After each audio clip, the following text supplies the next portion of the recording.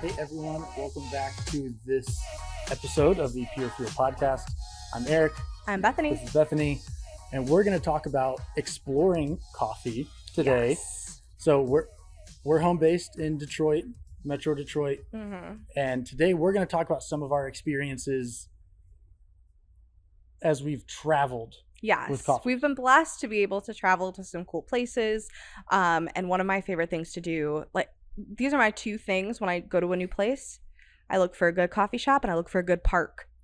Okay. I don't know why those are my two things. So you can drink coffee in the park? Basically, yeah. Okay. So before we get too far, I want to say we're here from James Oliver Coffee in Corktown. They've been awesome enough to let us record in their space. You should check them out. Their exposed brick. They're awesome. Again, they're in Corktown, a great place. We're drinking their coffee right now. Yes. So I'm going to start. As we share some of these stories, some of them have like good reasons to be a good story. Some of them are literally just like, I really liked their coffee and the person was nice. Like, yeah. And that's the extent. So for me, this one, when I went about a year ago, I was out in Los Angeles. I was getting my master's degree. I was graduating and literally walking to get my degree. And there had been a place I'd heard of. My sister-in-law had asked me years and years ago about best coffee places in LA, and I had somehow stumbled upon this place, and I just always wanted to visit. And it's a place called Coffee for Sasquatch. I love the name. And I bought a hat because it was great. But there's this picture of me. The coolest part about, like, it's just this small shop. It's in a strip. Yeah. I mean, like a unique strip. Just a row of shops, in, I don't even know where in Los Angeles. It wasn't in a prominent spot. And you walk in, if you turn left, there's like a booth and this big cutout of Sasquatch on the wall. Oh my gosh, he's so cute. And, I love him. I don't know if you guys can see. I'll superimpose it. Hopefully you guys can see online.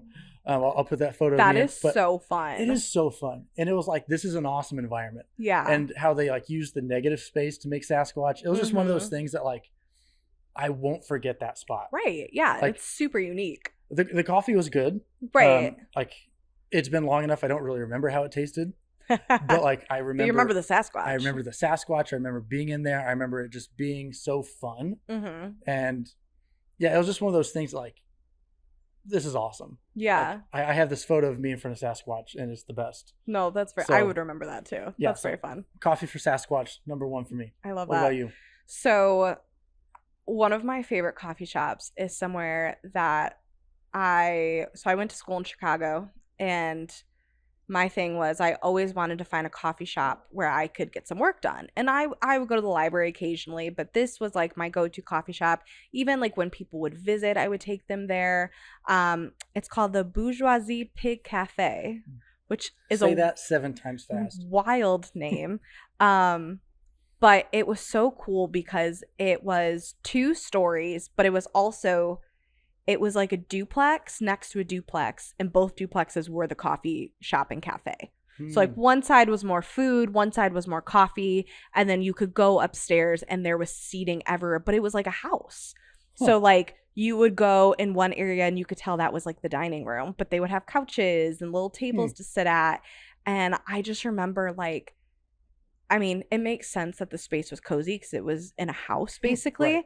Right. But I could stay there for hours just because there were so many different spots to sit in and just relax and do work. I actually ended up writing a story about them for one of my journalism classes, which was really funny. But I got to learn more about them too, which was really awesome. I forget the guy's name now, so forgive me. You can look it up, but he ended up backpacking Europe and really enjoyed like that European like style. And so when he came back, that's how he decorated the coffee shop. It had a lot of like French influences. Bourgeoisie makes sense. But yeah, that's kind of how he decided to decorate. And it was really simple. They were that place where if you want just a cup of coffee, they're going to give you just a cup of coffee. But it was just such a cool, unique place. I'll never forget that place. Love it. That's awesome. Very fun. Also saying the Bourgeoisie Pig Cafe. Bourgeoisie. I won't forget that either. Yes. The second one for me, this one. So I went to this place. It's probably, I think it's my sister-in-law's too, but my favorite coffee roaster brewer in Nashville. So this one I've been to recently. Okay. So this story is from 6 months ago, but I actually went to one of their shops like 2 weeks ago. Nice. It's called Crema, not Crema. Yeah, Crema. Which, if you don't know, that's the name they give when you make espresso, and there's that little like lighter colored foam ish on top. That's called the Crema. I just learned that like 2 weeks ago. But we went. This was actually New Year's Day, so we went down for New Year's. So my sister-in-law and I, and actually McKenna, my daughter, came with me. We took her, and we parked. She tried the coffee. Yeah, she loved it. We walked in, and as we're walking in, some guy comes out, and apparently knows Whitney, and she's like, hey, how you doing? He looks at me, he's like, Happy New Year. I'm like, Happy New Year. I walk in, and I get in there, and my sister-in-law goes, you know who that was, right? I'm like, I mean, some guy, he held the door for me. She's like, it was Judah from the group Judah and the Lion, which is a music group that I really enjoy. I've been listening to since college. Yeah. And I'm like, I had no idea. You just wish me Happy New Year. I mean, sure.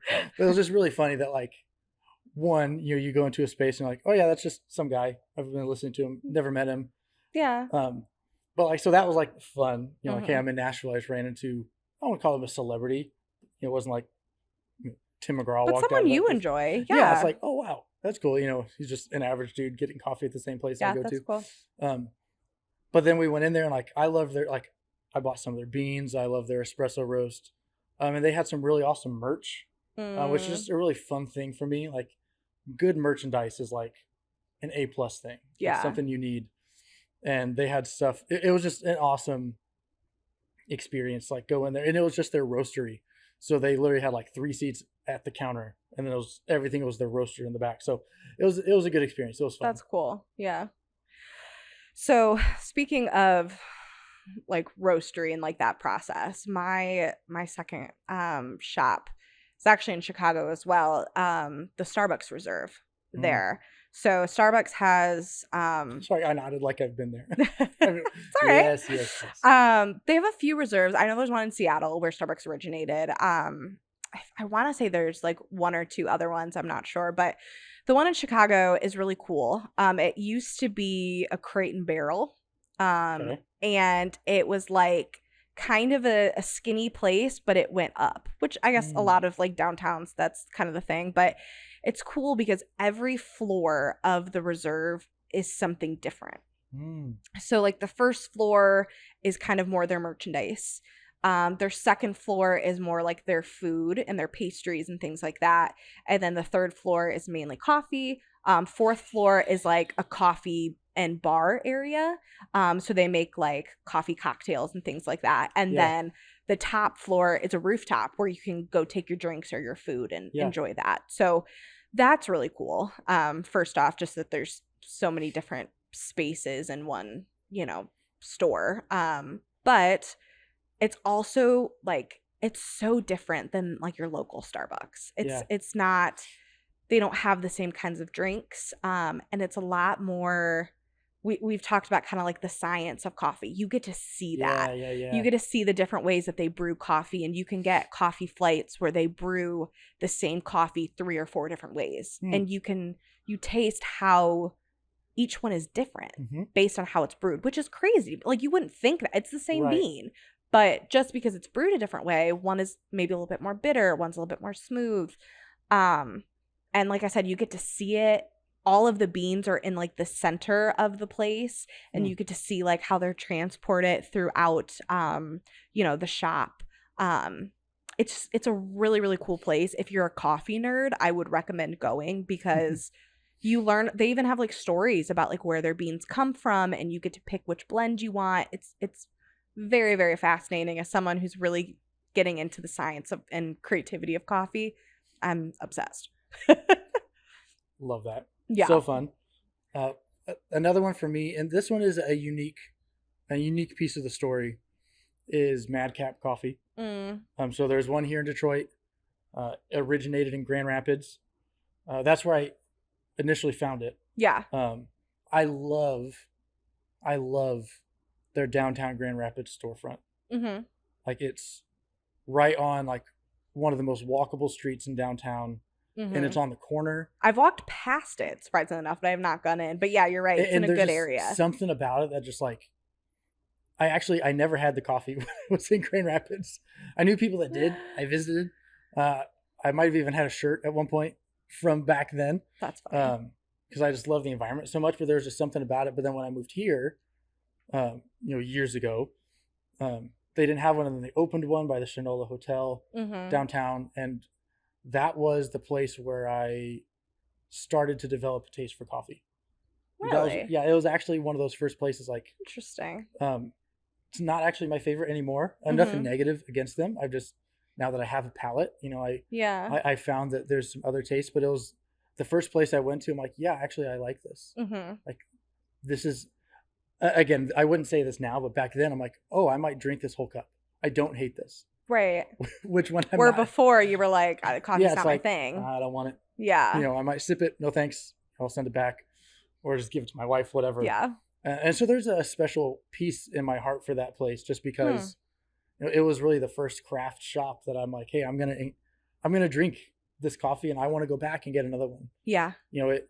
And I think this is a unique thing. I believe they shake their espresso, like they shake their lattes. Okay. Maybe not all the time, but yeah. I see them often, with the same shaker you'd see at a bar, shaking all this stuff together. I prefer that. Yeah. I'm not the kind of guy that wants the ice and then the milk, and then you like see all the layers. Yeah. That looks very awesome. It does. But then you have to stir it all up. Yeah, I stir it up anyway, and so I'd rather it all just be mixed for me. Yeah. In the drink. So yeah, there's something about it. Again, the location in Detroit's good. The one in Grand Rapids is awesome. And there's just something fun about it. Yeah. I think the most enjoyable one was I stayed at the Shinola for a night for my 30th birthday. My birthday's on the 4th of July.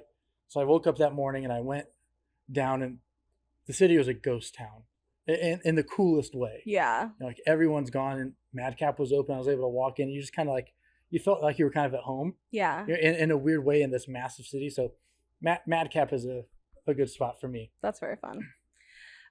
So my next one's not in Chicago. I promise. I've gone other places.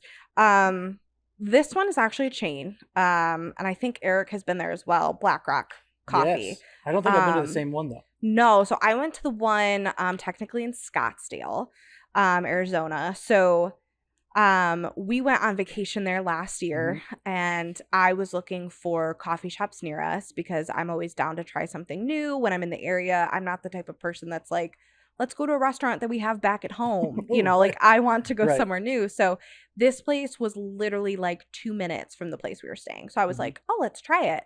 And it was a place where we went through the drive-thru. I will admit, we did not go in and sit down. Okay.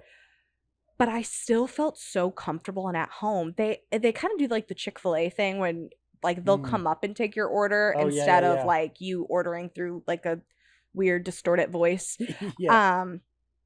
And the lady was so nice. I was like, we've never been here before. We're trying to figure out. She was like so helpful. My husband and I are both gluten-free, so they had gluten-free options for us, which was really, really great for like food. And I just remember being like literally we pulled away, and I turned to Jeremy and I said, they were so nice. Like I was like, not that I'm shocked that people can be nice, but like I was just like, wow, like that was like such a good experience. Like I was like, I want to go back tomorrow. So it was just one of those times where I'm like, even though I didn't even walk into the shop, I was immediately like, I want to go back. Before I even tried their coffee. Their coffee was amazing, by the way. But like before I even tried the coffee, I was like, I want to go back because I just like it. They were really kind, which I know sounds terrible that I'm shocked by that, but sometimes in this day and age, like we've said so many times, like we're such a go society that it was really nice to, even if we were in a drive-thru, it was a really good experience. So. Yeah. So I went to the one in Castle Rock, which I thought was awesome. I thought their branding was A+. Yes, their branding's good too. The environment of the space was, it was very Colorado. So I don't know if all the other ones look like that. Yeah. They fit very well. Castle Rock's right in between Denver and Colorado Springs. So it felt very like adventure-y. Almost like ski lodge, but not rustic. Okay. Like very like modern version. Gotcha. But actually another place I went to in Castle Rock makes my list. It's called Lost Coffee.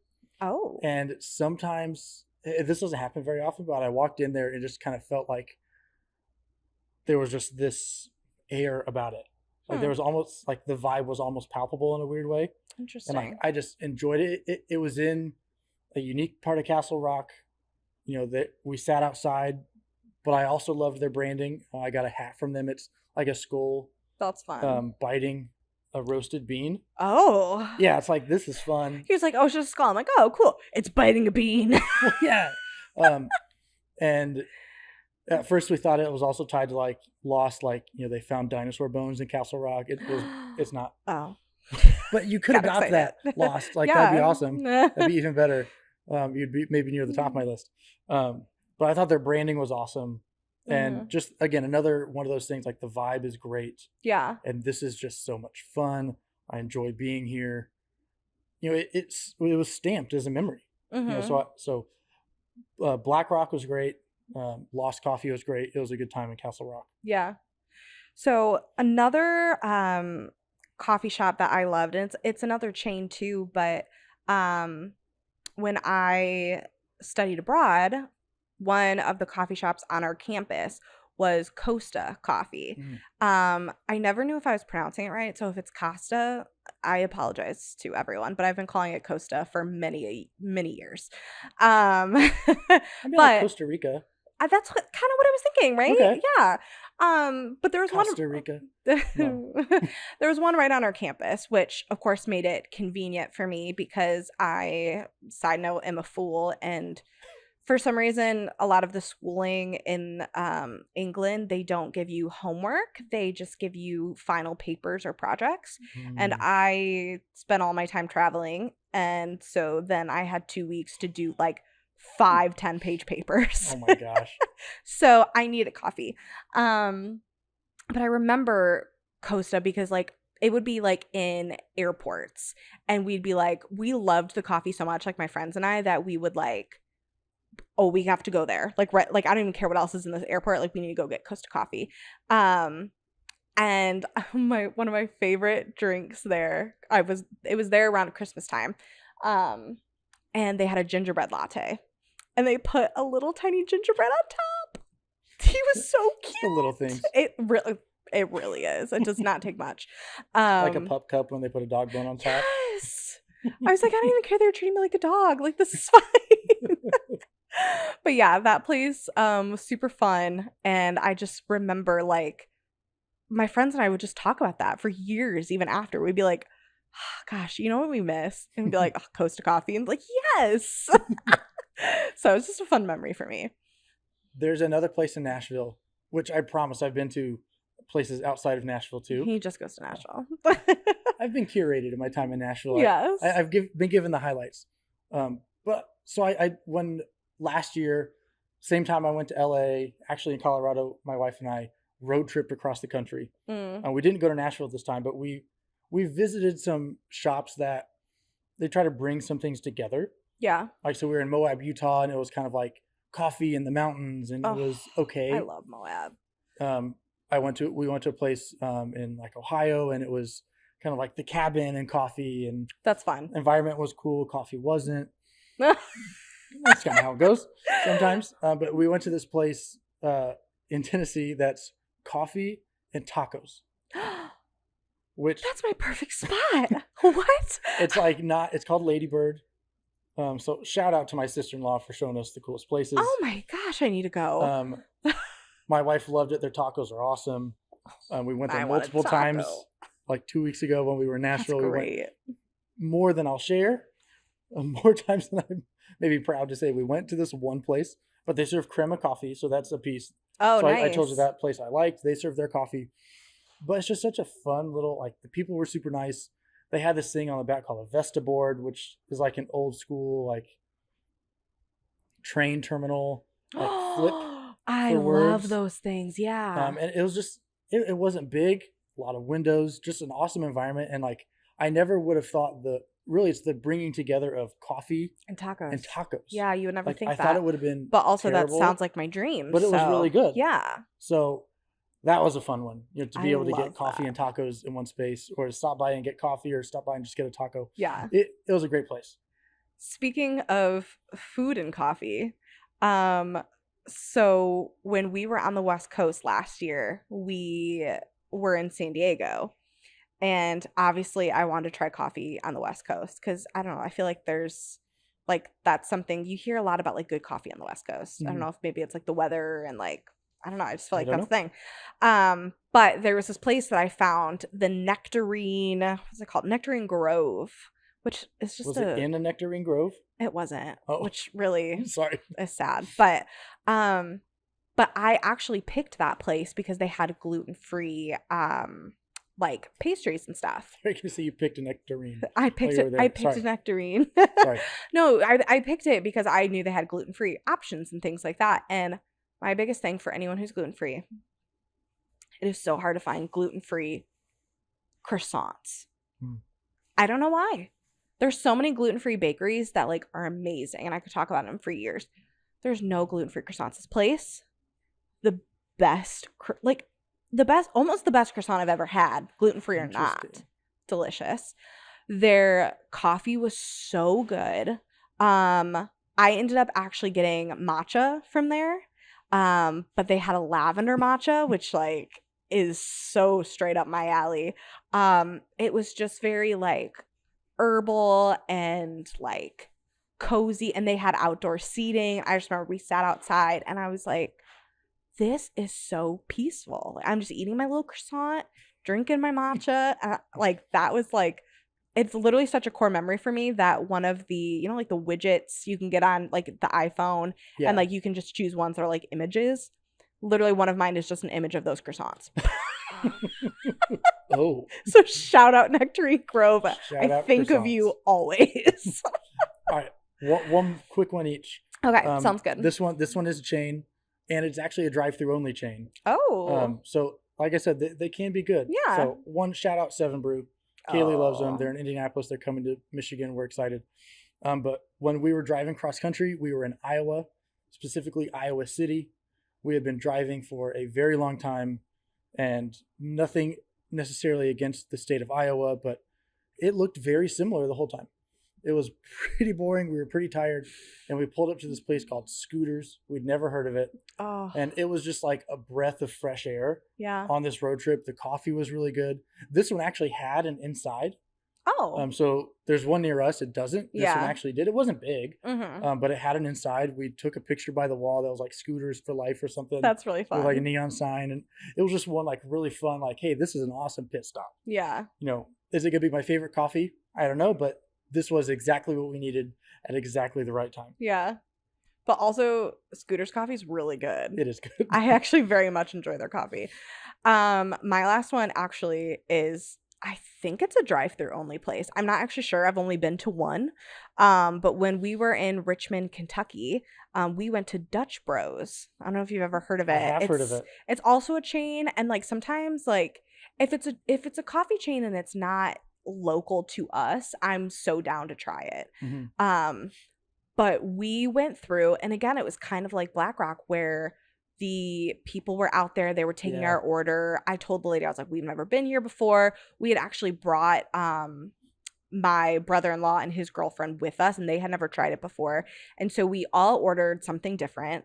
They ordered like just kind of like a basic latte. I had gotten something a little bit more unique. So did Jeremy. And first of all, not expensive at all. So love that. We love when you get good coffee and it's not like $8 for, a small 2 latte. ounces. Right, exactly. But every single person loved what they got. So I feel like that's really rare to find like a new place because like, we all have different taste buds and things like that. Every single person loved their drink. We loved that we didn't have to spend $1 million, and they were very welcoming and nice. So we love Dutch Bros. I think this has been an awesome conversation. The reason we shared these stories is because coffee is so much more than the drink.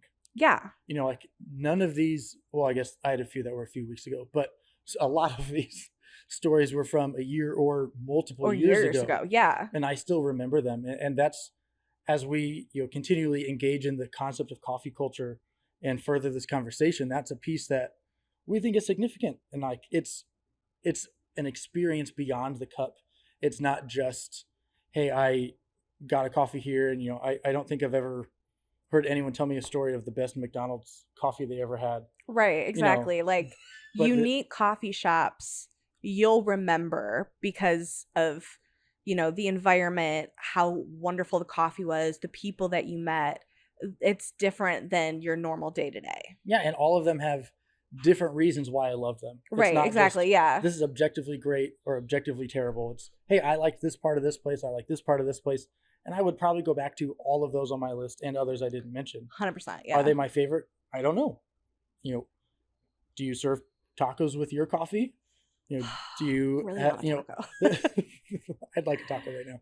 But yeah, so that's why we share. I think it's an important piece of coffee culture is the exploring and being able to go and grow beyond just, this little window. It's, hey, there's so much more to this. I'd also love to learn about like other people's favorite coffee shops and like their favorite memories, because I think that's so fun. Like even just hearing Eric's stories, I'm like, I want to go to all those places. So like it's like a fun thing to actually share with people, like your favorite memories tied to that. Yeah, it's another personal aspect of coffee, coffee culture and coffee shops. Love it. All right, well, thank you guys for joining us on the Pure Fuel. I'm going to get this right one of these times. Pure Fuel podcast. I'm Eric. That's Bethany. We'll see you next time. See you next time.